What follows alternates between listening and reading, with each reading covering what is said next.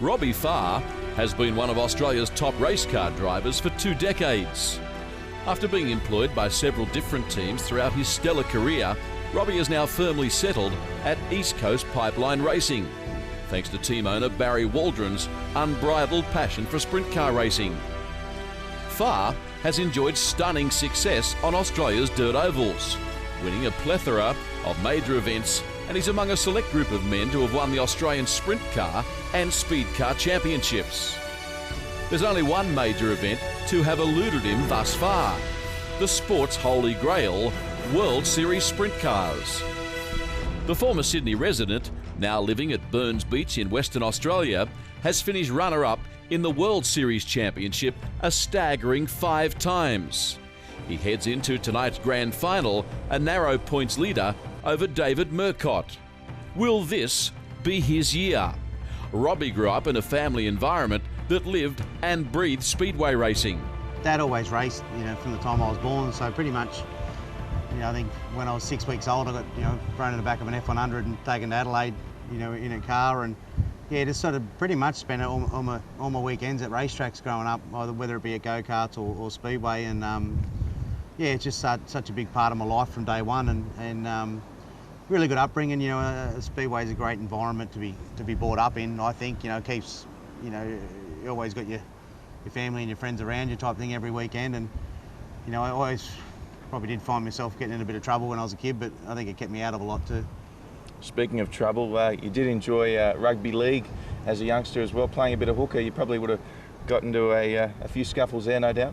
Yeah, the deal, Drew, with it being hooker, that's sort of the first line of defence in the scrum. It's normally the first person who throws the punch. So, mate, I love my league. I miss it a bit now, living in Perth, with sort of the papers and all the media over here really is on the AFL, and I love my league, love me Canterbury Bankstown Bulldogs. So, yeah, mate, miss the league a bit, but all good.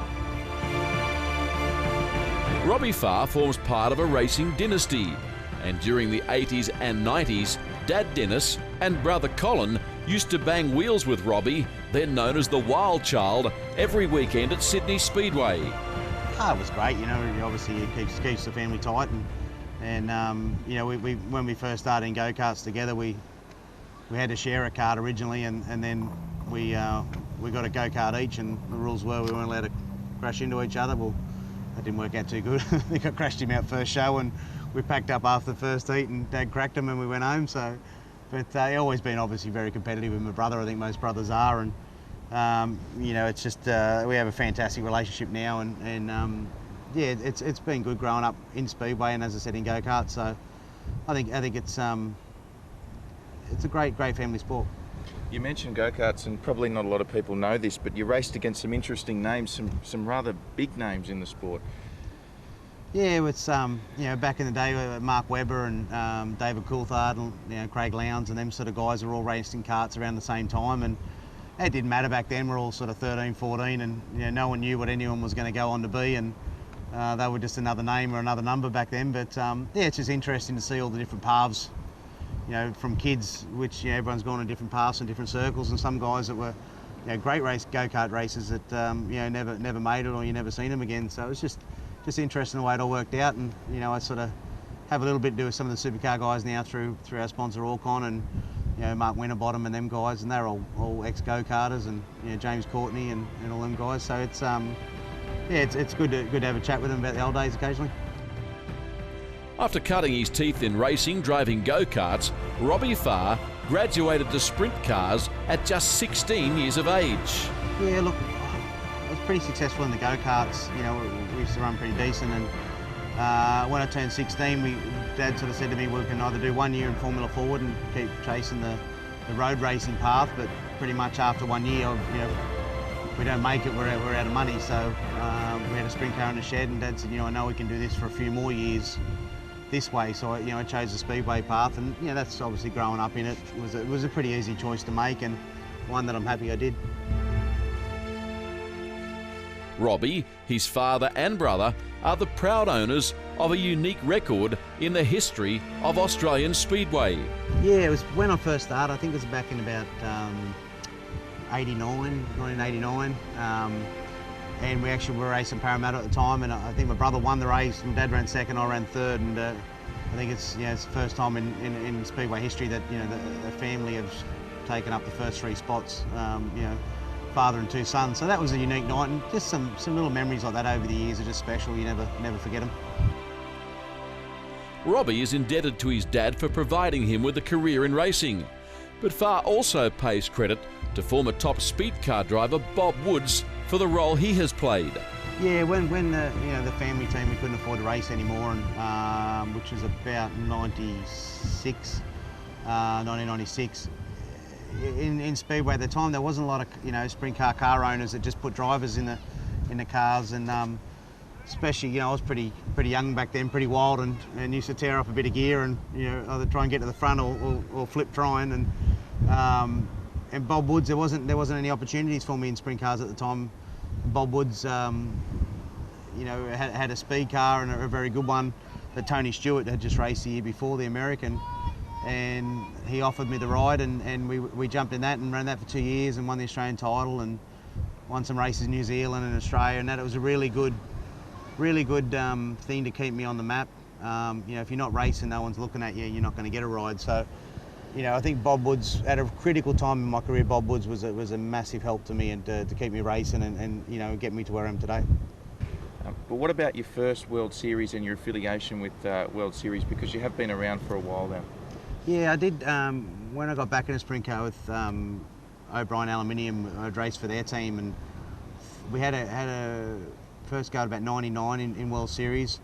We did 1 year, I think we were at 4th or 5th or something in the points, which was good to go see all the tracks around the country that I hadn't seen. And then I went and drove somebody else, and we didn't do World Series again till I was racing Parramatta a lot, and Shane Cricky approached me about coming to drive for Cricky Motorsports in 2002-2003 season. And yeah, that put me back on the road, and it was great that Shane had the belief in me to take me on. He'd had some high-profile drivers in the car before that, and yeah, we had a lot of success. We won an Australian title together, and I think we won 5 rounds of World Series that first year, and come very close to winning the championship that year to Darren Pittman. Having finished runner-up in World Series competition 5 times, Robbie is focused on going one better in 2010-2011. I'm passionate about what I do, and nobody likes running second. That's not what you set out to achieve. But I think there's 2 ways you can look at it. It's a reflection on the teams I've driven for, or with East Coast Pipeline, that we've been in the top 2 consistently for the last 5 or 6 years. That's something that's not easy to achieve, but it's not winning World Series either. So I'm not gonna play it down that it doesn't play on me a little bit. It is something I want to achieve in my career. It's the national series for our sport, and it's very important to me to try and win it one day. What's so special about the current East Coast Pipelines racing team, and also your bond with Barry Waldron? I think that every team's got good equipment and nice trailers and all that now. I don't think we're any different in that respect. I think Barry Waldron is the difference in our race team. I think his attitude towards it, he's so laid back, no pressure, and just enjoys racing for what it is. I think that filters back through the guys, through myself and through Nick and the guys that work on the car. I've had a lot of car owners, and Barry's just, if we have a bad night, he doesn't get upset. If we have a great night, he's not doing backflips. He's a very level guy, and I think it filters back through the guys that work for him, that just improves their attitude. Robbie says his family, particularly partner Sonia, plays a major role in his racing career. Us race car drivers can be a little bit fickle sometimes. Sonia's got to put up with the moods, I guess, in some ways, and she's just so supportive. Mum's put so much in my career, from day one, from the time I started go-karts, and she just loves it. I mean, I don't think I've met a lady that's been involved in the sport so long that's still so passionate about it. And with Sonia and the girls and that, it's just such a great escape. You get so wrapped up, I think, sometimes in the sport and speedway, and that you're around the boys all the time working on the cars, and that it's just such a good environment to get away from. To come home to your own bed and have such a your own little crew at home, and they don't care if I win races or lose races. They're going to be there either way, and that's just a nice comfort to have there. You mentioned off air earlier how important Sonia's been for you, and that you even labelled yourself Robbie the Rat Bag. But she's certainly been there for you early. Were you a bit of a menace in your younger days, Robbie? Yeah, mate, I was a bit of a mongrel kid and pretty wild when I was younger, and you know, you can't do that forever. You know, I think most young kids these days are a bit the same, but yeah, I was a bit out of control there for a few years, and you know, since I met Sonia, she's just such a grounding influence for me, and she understands me well, what makes me tick, and you know, she can calm me down and keep me on the right track pretty easy. It's all come down to this one moment that decides the World Series Sprint Cars Championship. General John Day. Have a look at the showmanship of this man and his amazing push shoots. They have lifted the bar beyond recognition in Australian Speedway. They do a tremendous job. And folks, if you're watching right now and you want to feel like everybody else at this arena, stand up. This place is absolutely going off. Robbie Farr, through the fact that David Murcott could not make it through the C main, is the new World Series Sprint Cars champion. More on that very soon. Look at this front row. Ken Satori, Jason Johnson, Jamie Maiolo and Robbie Farr. You go back to Max Dumsney right through the order. Look at the fireworks. What a vibe here. It's a great field. The sprint cars lined up, and as you said, Wade, Robbie Farr picking up that championship. It's a great effort for him and that entire East Coast Pipelines team, but we've still got a race that we need to get settled, and all these guys want to try and get that last win of the season in World Series Sprint Cars Comp. Ken Satori lines up alongside Robbie Farr, Jason Johnson, Jamie Maiolo, Max Dumsney, David Priolo, Ben Element, Cameron Gessner, James McFadden, Brooke Tatnall, Carl Dowling, Mark Wells, Danny Reedy, Kerry Madsen, Ryan Farrell, Ian Madsen, Trevor Green, David Hall, Greg Hall, and Ricky Maiolo. Quality. Just a quality A-main lineup. We've seen it basically every round, Wade, since we started out in Brisbane. You got a lot of quality race cars. There's some quantity that comes to the racetrack, but by the time we get to the A-main, the cream rises to the top, and once again we see that. Just noticing a Goodyear on the left rear then of the Jason Johnson car as we go racing off into it. The final round of World Series Sprint Cars at the Motorplex. Gee, this track is going to be abrasive on tyres. The boys already know that. Very black down the bottom. We're just dusting off the top. Madsen with Dowling. Oh, Ian Madsen. He tagged Carl Dowling. And Kerry Madsen has actually got caught up in all of that as well. I'm not sure why Kerry spun, but I know why the 87 car went around. Unfortunately, Ian just coming in a bit too hot here. Tags the crash bar. Just missed the shock tower. Here's a look at it from the replay from Kerry Madsen's view. Yeah. A little bit of a tap. I'm not sure why Kerry went around. Now, my mistake too, calling it the Johnson car. It's actually the Robbie Farr car using the Goodyear left rear.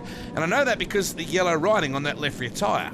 So these cars have got a control right rear tyre. It's a Hoosier tyre they need to run, but drivers and crew chiefs can select on the left side, and the Farr team going with the Goodyear. Obviously, they think that is the better compound to run when this racetrack is slick. We're 3 wide again going through 1 and 2. Jason Johnson looking to get his way forward. There he is, the Alan Haynes own number 47, Cameron Gessner. Big Cam, he set fast time here this weekend. Now James McFadden on the bottom. Oh, this is going to be a racy deal, JJ Manif. Here comes Satori, working with Robbie Farr. Ken Satori through. Great slide job down there into turn 3. Can Ken Satori stay in the lead? Yes, he does, awfully close. But Wade, the trick for the crew chiefs here with a racetrack like this is usually when the track is slick, you want to put grip into your race car to get it stuck to the track. But as the track takes more and more rubber, it provides more grip. You want to wind grip out of your car. It's just where do you find that balance?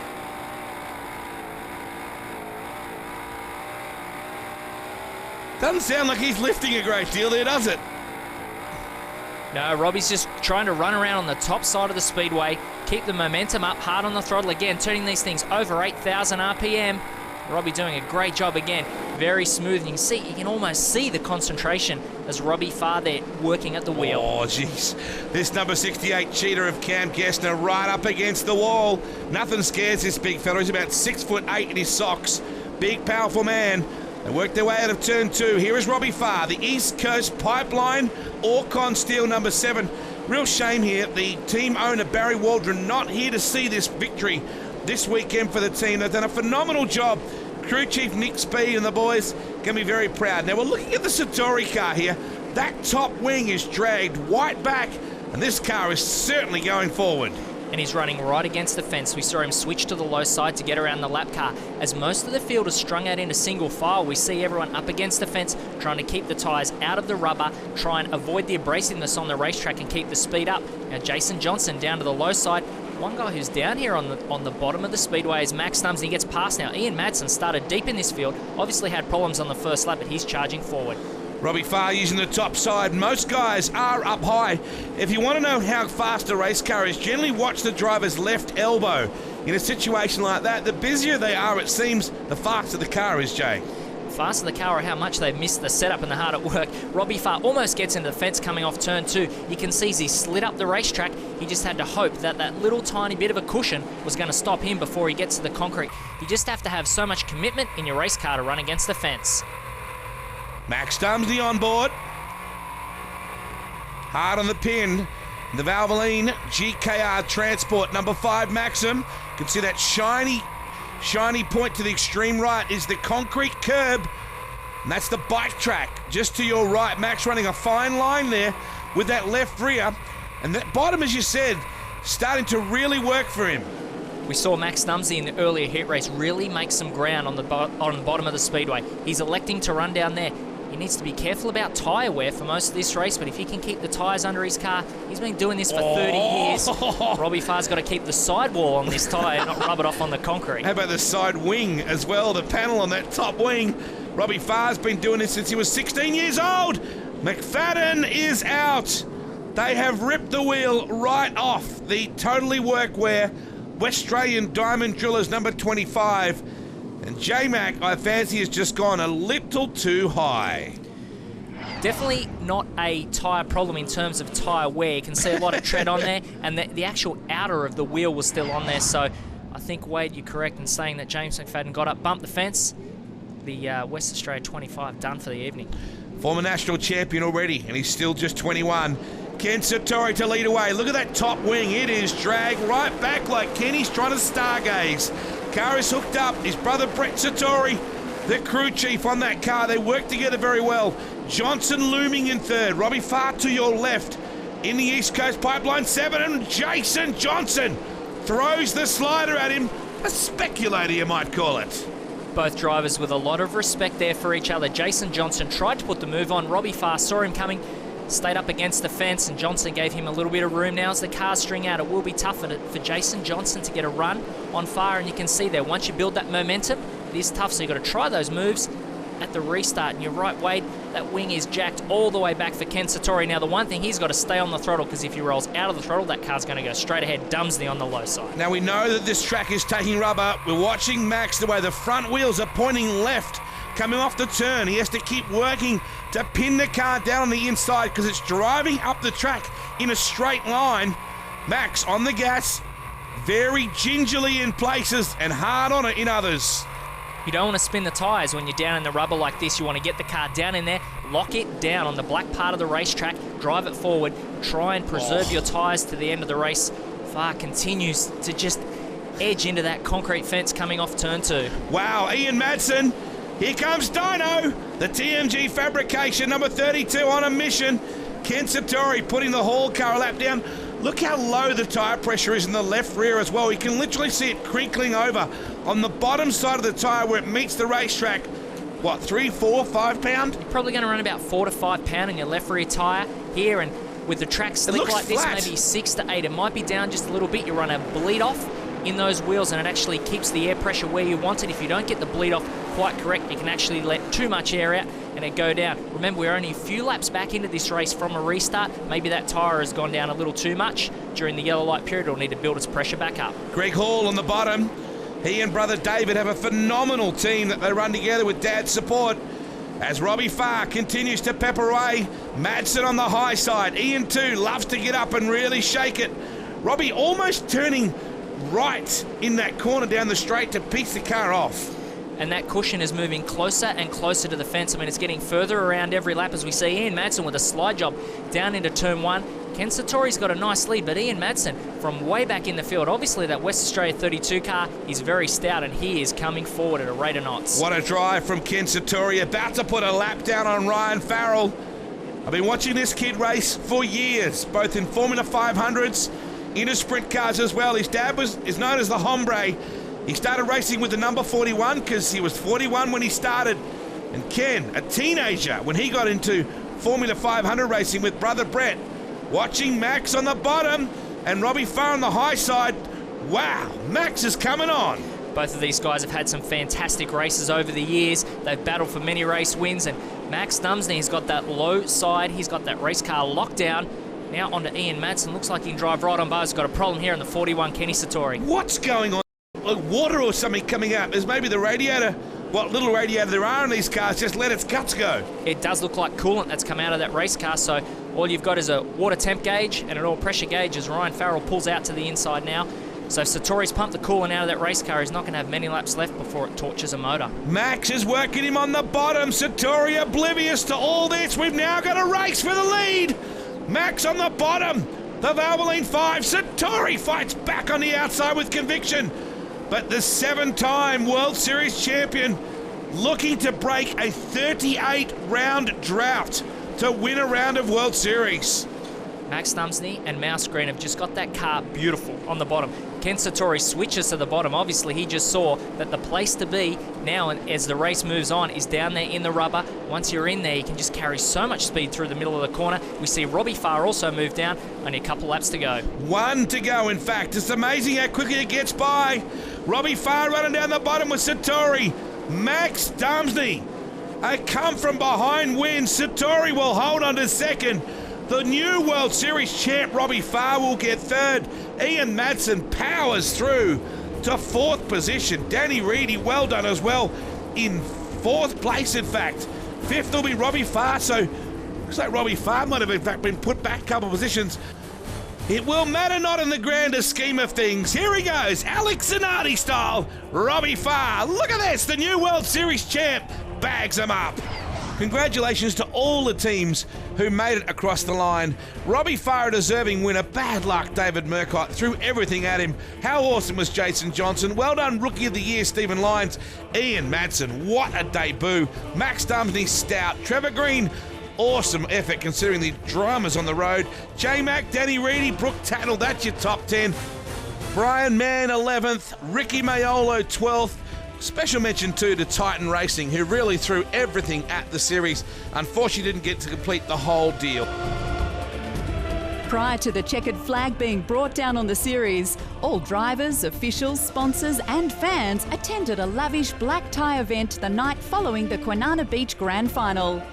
It was a fitting end to what had been one of the all-time great championships. The top 3 drivers had every reason to celebrate. Jason, a phenomenal drive again this year. You had some great results.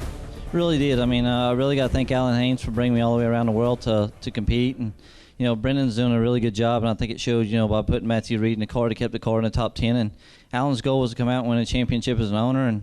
And because he did support me back in the States, I had obligations to try and win a championship as an owner and a driver in the States. So I chose to do that. And I chose to also come back and skip out at the beginning of the year to try to help him out as an owner. You did a phenomenal job, mate. Is it hard to be proud of the time, or can you look at this thing and go, you know, we gave that thing a hell of a shake? Oh yeah, I'm exceptionally proud. You know, like we had one bad night. It was or one bad weekend. It was the last round, unfortunately. You know, and you know, I think it was good for the sport that you know, the points chase went right down to the last weekend. You know, couldn't be more proud of the team for, you know, the way things went. Finally. Yeah, long time coming, mate. Started to wonder if you're ever going to win one of these things, and it's yeah, I've been doing this for 21 years now, racing sprint cars, and then doing World Series for about 8 or 9 or 10, I think. Ran second 5 times, as everyone knows. So, mate, just it means a lot to me, more than people think. It's not curing cancer. It's not going to change the world. It's not going to change tomorrow, but it does mean a lot to me. I'm passionate about this sport, and very happy, obviously, to win this series. And so the checkered flag flies on yet another blockbusting World Series Sprint Car Championship. The 2010-2011 season will be remembered for record crowds and world-class entertainment. The series, as is so often the case, produced heroes and heartbreak. After finishing runner-up 5 times, Robbie Farr was crowned champion, and he did it with class and determination.